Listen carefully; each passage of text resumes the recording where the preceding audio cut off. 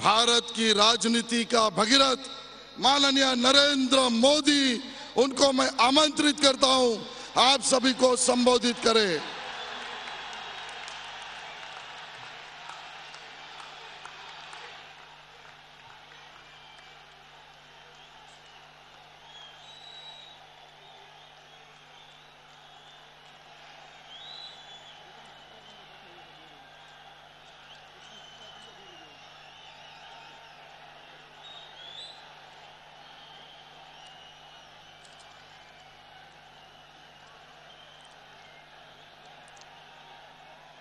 मंचावर बसलेले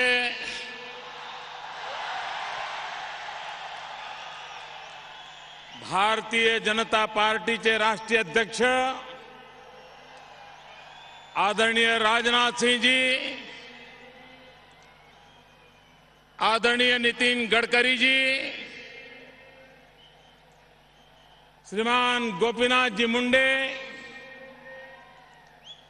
श्री राजीव प्रताप रूडी जी, श्रीमान देवेंद्र जी, श्रीमान एकनाथ खड़से जी, भाई विनोद तावड़े जी, भाई आशीष सेलार जी, मंचावर बसलेले सगळे वरिष्ठ नेतेगण,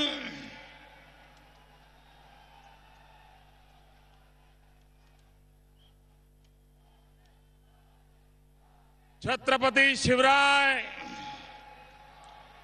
डॉक्टर बाबा साहब आंबेडकर,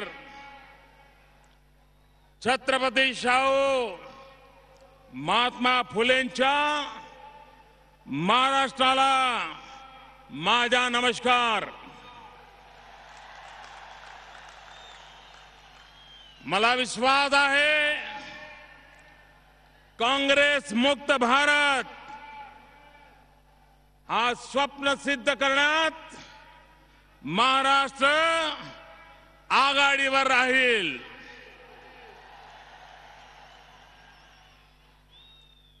भाइयों बहनों,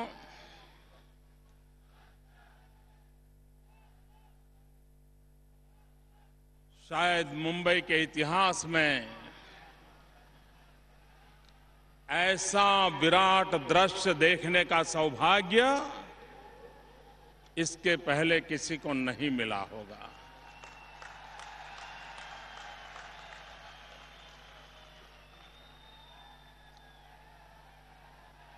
जहां तक नजर पहुंच रही है, माथे ही माथे नजर आ रहे हैं।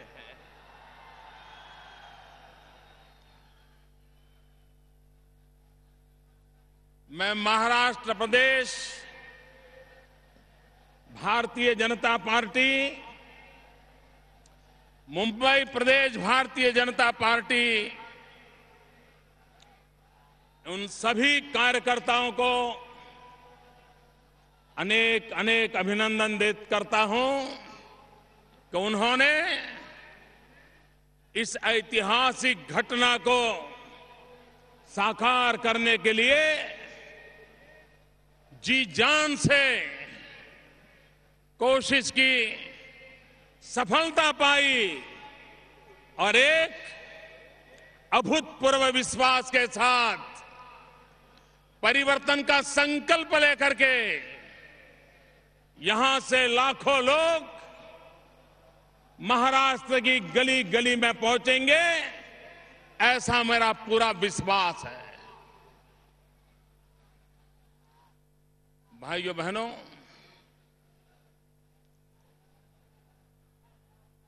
हम गुजरात वालों के लिए मुंबई ये दूसरा घर है।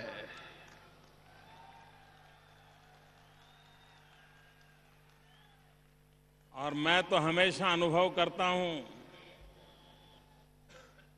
कि गुजराती भाषा का जितना लालन पालन मुंबई में होता है, ऐसा लगता है मुंबई ये गुजराती भाषा का मायका है। इतना लालन पालन होता है। और वैसे भी 1960 के पहले हम एक ही तो राज्य के हिस्से थे, हम बृहद महाराष्ट्र के हिस्से थे। 50 साल पूर्व हम अलग हुए। महाराष्ट्र हमारा बड़ा भाई है, गुजरात छोटा भाई है।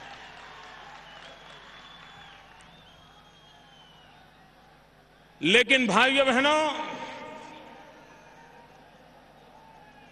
जब गुजरात अलग हुआ तब ये चर्चा होती थी कि ये राज्य प्रगति कैसे करेगा। पानी नहीं है, प्राकृतिक संपदा नहीं है, उद्योग नहीं है और इतना बड़ा रेगिस्तान है, उधर पाकिस्तान है, तो गुजरात प्रगति कैसे करेगा। लेकिन भाइयों बहनों, जब हम अलग हुए तब कुछ नहीं था, लेकिन आज गुजरात ने विकास की नई ऊंचाइयों को पार करके सामान्य मानवी का भला हो, परिस्थितियां पलटी जा सकती हैं, ये सिद्ध कर दिया है। भाइयों बहनों, मैं जरा गुजरात और महाराष्ट्र की तरफ नजर कर रहा था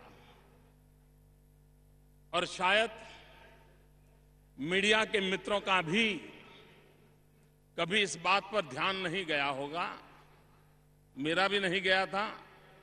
कल ही मेरे ध्यान में ये बात आई। गुजरात ने भी 1 मई को 1960 को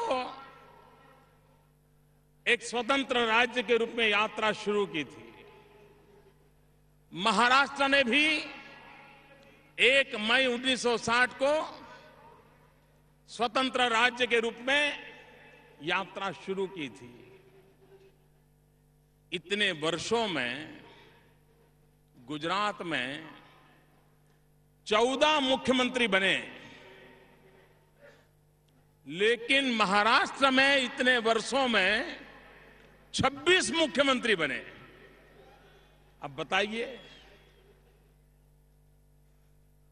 यहां की राजनीति कैसी होगी, यहां के राजनीति के तौर तरीके कैसे होंगे। इतने ही समय काल में गुजरात में सिर्फ 14 मुख्यमंत्री, महाराष्ट्र में 26 मुख्यमंत्री। एक आता है तो दूसरा भगाने में लगा रहता है। भाइयों बहनों, कांग्रेस पार्टी का चरित्र जब तक हम नहीं समझेंगे, देश की समस्याओं का समाधान नहीं सूझेगा। मित्रों, देश की समस्याओं का कारण देश की जनता नहीं है। हमारी समस्याओं का कारण हमारी भूगोल नहीं है। हमारी समस्याओं का कारण हमारा इतिहास नहीं है। हमारी समस्याओं का कारण प्राकृतिक संपदा नहीं है। हमारी समस्याओं का कारण कांग्रेस शासित सरकारें हैं। और इसलिए अगर समस्याओं से मुक्ति चाहिए तो उसका एक ही उपाय है, भारत को कांग्रेस से मुक्त करना होगा। कांग्रेस मुक्त भारत, ये सपना हमने साकार करना होगा। यही मुंबई की धरती है। आजादी के आंदोलन में अगस्त क्रांति मैदान से एक गूंज उठी थी,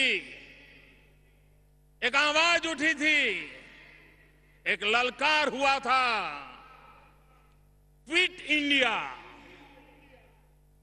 और पूरे देश में वो ललकार मंत्र बन गया था और आखिरकार अंग्रेजों को हिंदुस्तान छोड़ना पड़ा। ये मुंबई की धरती से उठी हुई आवाज, क्विट इंडिया का मंत्र भारत को आजादी दिला गया। भाइयों बहनों, उसी मुंबई की धरती से फिर एक बार आवाज उठनी चाहिए, कांग्रेस फ्री इंडिया। जिस धरती ने क्विट इंडिया का नारा दिया था, वो ही धरती ललकार रही है, कांग्रेस फ्री इंडिया, कांग्रेस मुक्त भारत। भाइयों बहनों,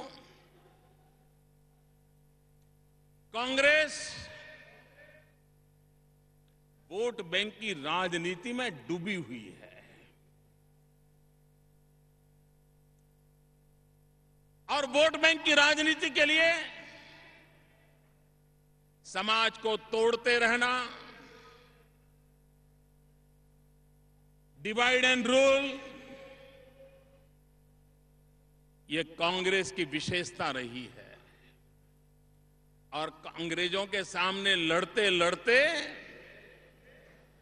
कांग्रेस उनसे ये सीख लिया है, डिवाइड एंड रूल।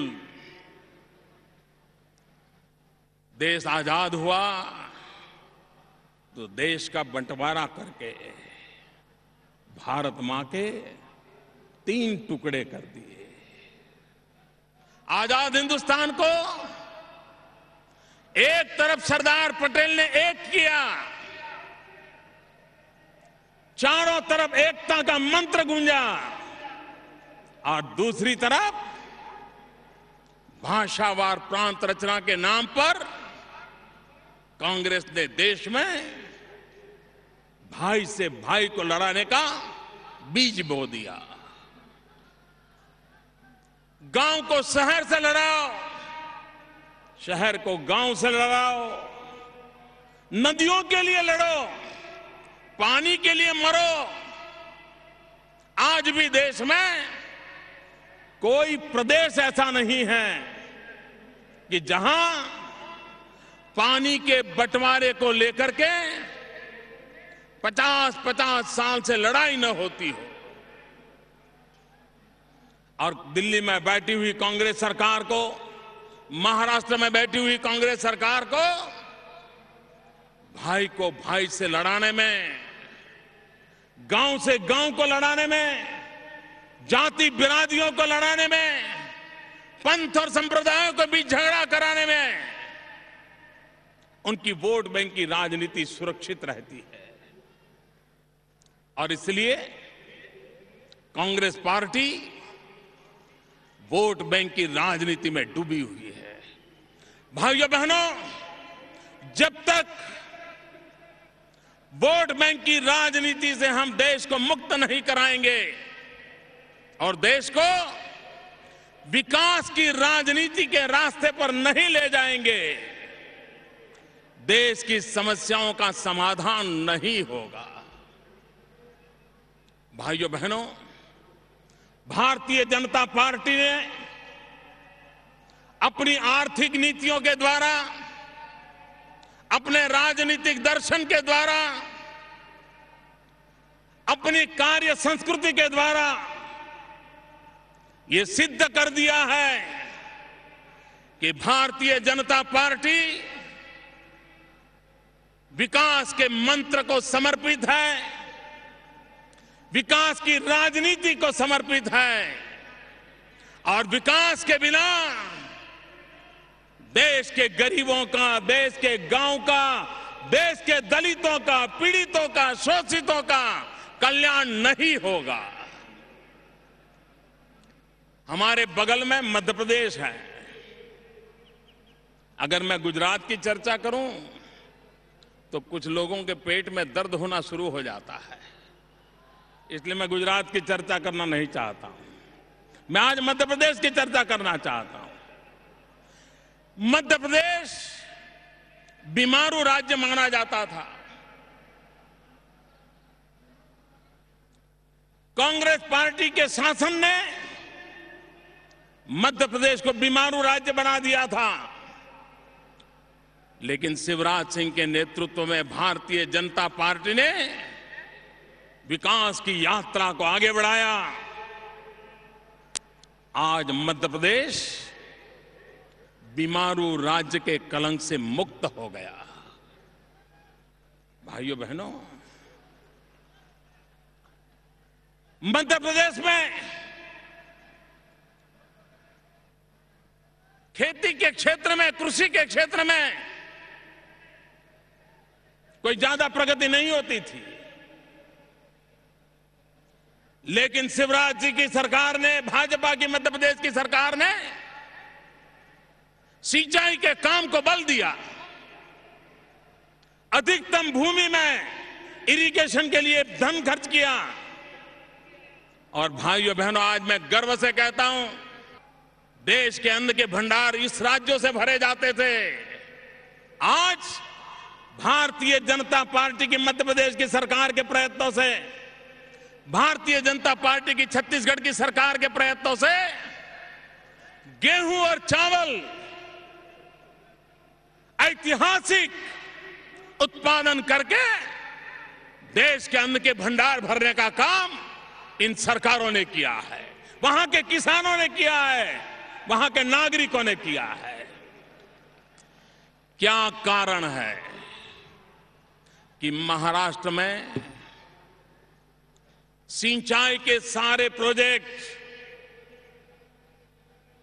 भ्रष्टाचार के कलंक के साथ खड्डे में जा गिरे हैं? क्या कारण है महाराष्ट्र के किसान को बार बार अकाल झेलना पड़ता है? क्या कारण है महाराष्ट्र के किसान को आत्महत्या करने के लिए मजबूर होना पड़ता है? भाइयों बहनों, भारतीय जनता पार्टी की सरकार होती, विकास का मंत्र होता, तो आज महाराष्ट्र के गांवों की जो दुर्दशा है, आज महाराष्ट्र के किसानों की जो दुर्दशा है, महाराष्ट्र में हजारों किसानों को आत्महत्या करने के लिए मजबूर होना पड़ा है, मैं विश्वास दिलाने आया हूं, वो दिन कभी भाजपा के राज में नहीं आते।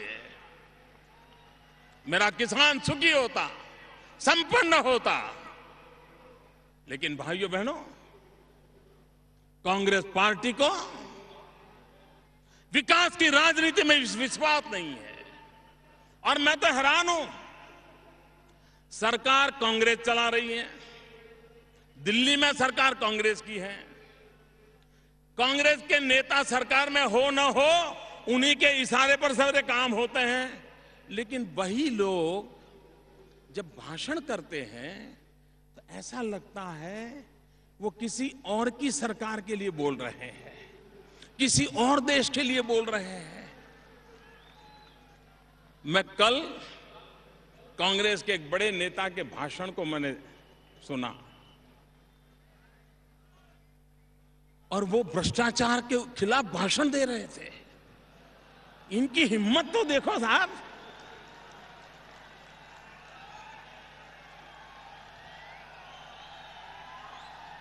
कोई ऐसी हिम्मत नहीं कर सकता।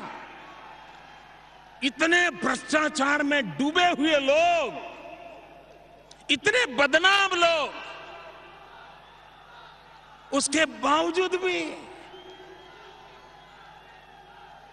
निर्दोष चेहरा बना करके भ्रष्टाचार के खिलाफ भाषण दे रहे हैं। और वक्रता देखिए, भ्रष्टाचार के आदर्श का घोटाला उसका रिपोर्ट आता है, महाराष्ट्र सरकार के मंत्रियों को जिम्मेवार माना जाता है। एक तरफ उन भ्रष्टाचारियों को बचाने का निर्णय महाराष्ट्र की कांग्रेस सरकार करती है और उसी समय दिल्ली में उनका एक नेता उपदेश दे रहा है। भाइयों बहनों, ये कांग्रेस को समझना होगा। वे बोलते एक हैं, करते दूसरा है। और वोट बैंक की राजनीति के सिवा भाइयों बहनों, कांग्रेस की पूरी जिंदगी संप्रदायवाद में डूबी हुई है। माइनॉरिटीज्म, संप्रदायवाद एक कांग्रेस की परंपरा रही है। डॉक्टर मनमोहन सिंह जी की सरकार ने जहां मुस्लिम अधिक हो ऐसे 90 जिले छांटे पूरे देश में से, और उनकी भलाई के लिए बड़ी बड़ी योजनाएं घोषित की, बड़ा बजट घोषित किया। हिंदुस्तान के मुसलमान भाइयों को लगने लगा कि चलो अब कुछ भला होगा। अखबारों ने भी बहुत कुछ लिखा, बड़ी वाहवाही हुई। अभी पार्लियामेंट में किसी ने सवाल पूछा कि आपने जो 90 जिलों के लिए योजना घोषित की थी, उन 90 जिलों में पिछले 3 साल में माइनॉरिटी के लिए क्या खर्च हुआ? भाइयों बहनों, मुझे कहना है, ये माइनॉरिटी के वोट का खेल करने वाली सरकार ने पार्लियामेंट में जवाब दिया है कि उस योजना में से 3 साल में 1 रुपया खर्च नहीं हुआ है, 1 रुपया खर्च नहीं हुआ है। ये वोट बैंक की राजनीति कैसी करते हैं, इसका ये जीता जागता उदाहरण है।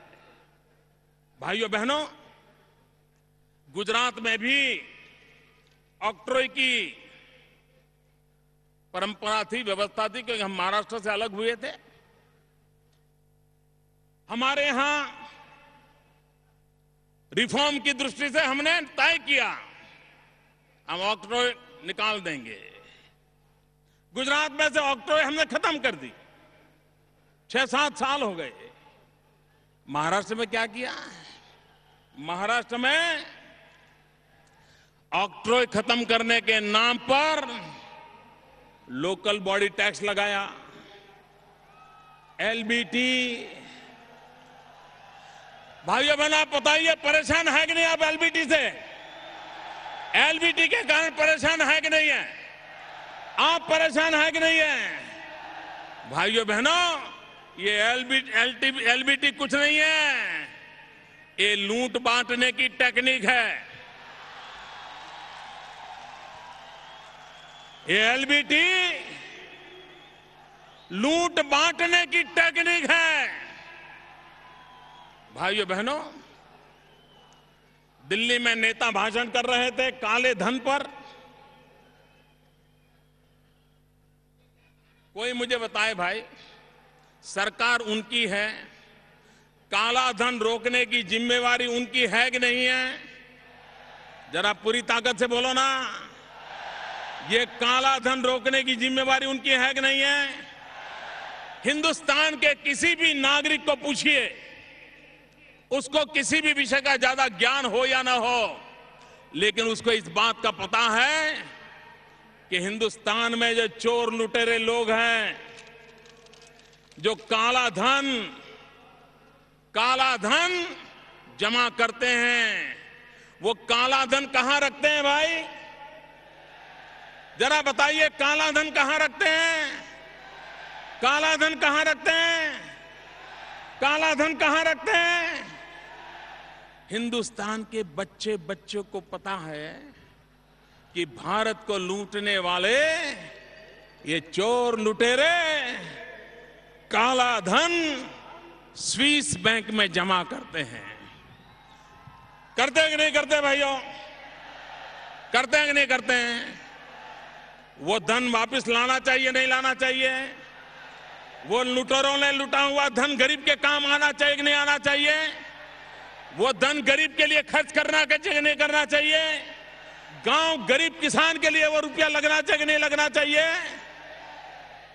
भारतीय जनता पार्टी के सभी एमपी ने आडवाणी जी के नेतृत्व में लिख करके दिया कि भाजपा के एक भी नेता का एक नया पैसा किसी भी विदेशी बैंक में नहीं है, लिख करके दिया।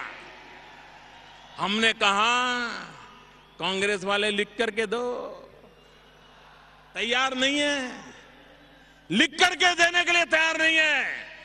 जो काले धन पर भाषण झाड़ते हैं उनको मैं कहना चाहता हूं, हिम्मत है